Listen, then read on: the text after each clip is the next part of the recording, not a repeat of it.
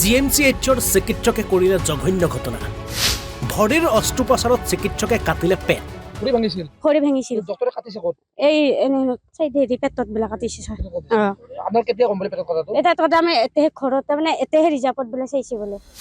চিকিৎসকৰ ভুলৰ বাবে প্ৰাণ হেৰুৱালে 9 বছৰীয়া কিশোৰীয়ে। এতিয়াই হৈছে সেই দুৰ্ভগীয়া কন্যা সন্তানটি, যিয়ে চিকিৎসকৰ ভুলৰ বাবে কৰুণ মৃত্যুক সাৱটি ল'ব লগা হ'ল।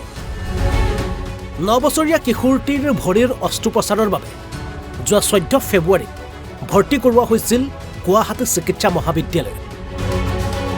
পাছে চিকিৎসকৰ ভুল চিকিৎসাৰ বাবে 19 ফেব্ৰুৱাৰীত কিশোৰগৰাকীক ভৰ্তি কৰোৱা হয় ICUত। শেষত ICUতে কৰুণ মৃত্যুক সাৱটি ল'ব লগা হয় কিশোৰীগৰাকীয়ে।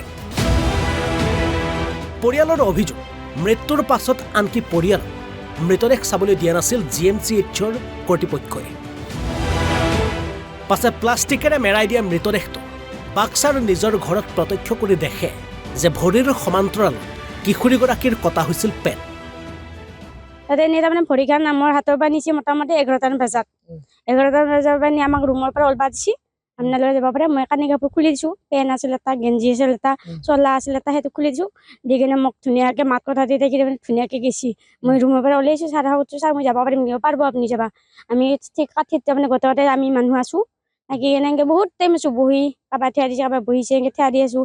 থাকি তাৰমানে একদম মানে অত্যাচাৰ তাৰমানে হেৰি হৈ গৈছে। এতিয়া আমি ভাবিলোঁ কিয় ইমান পেচেণ্টটোক আমাক ইমান হেৰি কৰিছে, বেলেগ পেচেণ্ট তাৰমানে ওলাইছে, আমাৰটোক কিয় ওলাই দিয়া নাই? ভৰি ভাঙিছিল ডক্টৰে কাটিছে ক'ত? এই চাইডে পেটত বোলে কাটিছে ছাৰ। আপোনাৰ কেতিয়া গম পালে পেটত কটাটো? এটা কথা আমি এতেহে ঘৰত তাৰমানে এতেহে ৰিজাৰ্ভত বোলে চাইছে বোলে আমাৰ গাঁৱৰ মানুহবিলাকে।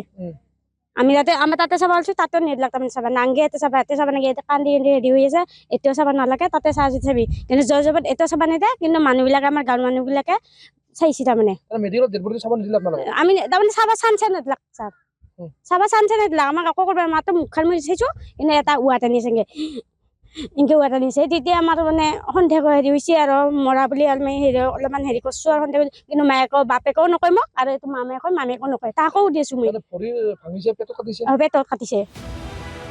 এই ঘটনাৰ পাছতে পৰিয়ালৰ লোকে বাক্সা জিলাৰ শিমলা আৰক্ষী থানাত এজাহাৰ প্ৰদান কৰে আৰু উক্ত এজাহাৰৰ ভিত্তিত দেওবাৰে আৰক্ষীয়ে মৰণোত্তৰ পৰীক্ষাৰ বাবে সমাধিস্থ কৰা কিশোৰীগৰাকীৰ মৃতদেহ পুনৰ গাঁতৰ পৰা উলিয়াই প্ৰেৰণ কৰে বৰপেটালৈ।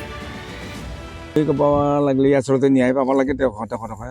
তেখেতৰ একদম গৰীব মানুহ, আৰু ছোৱালীটো মৰম লগা আছিল, কিন্তু যদিও খৰা আছিল, নাচ গানৰ প্ৰতিও হেৰি আছিল, অলপ ধাউতি আছিল। আৰু ঘটনাটো কি হৈছিল? ঘটনাটো ভৰি এখন আগৰ পৰাই তাৰমানে অলপ খৰা হেন টাইপৰ। তাৰপিছত এই যোৱা ৰাজপূজাত তাৰমানে ডেন্স কৰিছিল, কৰোঁতে মটকা খালাক, তাৰপিছত বিষ খালাক। বিষ খোৱাৰ পিছত এতিয়া ওচৰত ডক্টৰক দেখাইছে যদিও কৈছে ইয়াত নহ'ব, গুৱাহাটীকে নিয়া ভাল হ'ব। মই শুনা মতে দিয়ক সেনেকৈ গুৱাহাটীত লৈ গ'ল। গুৱাহাটীত নি গুৱাহাটীতো সেনেকৈ চিকিৎসা পাতি কৰলাকে।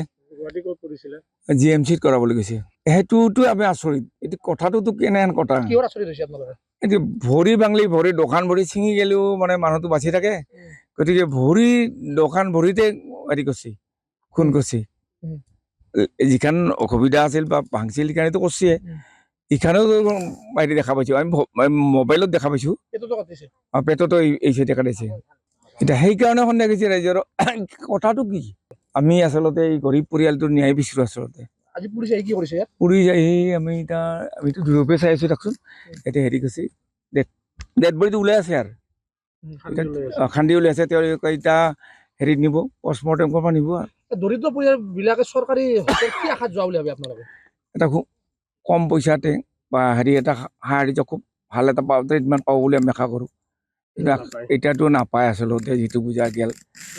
কি কাৰণত কেনে পদ্ধতি চলে আমিতো আৰু সেই মেডিকেলৰ হেৰিত নাজানো।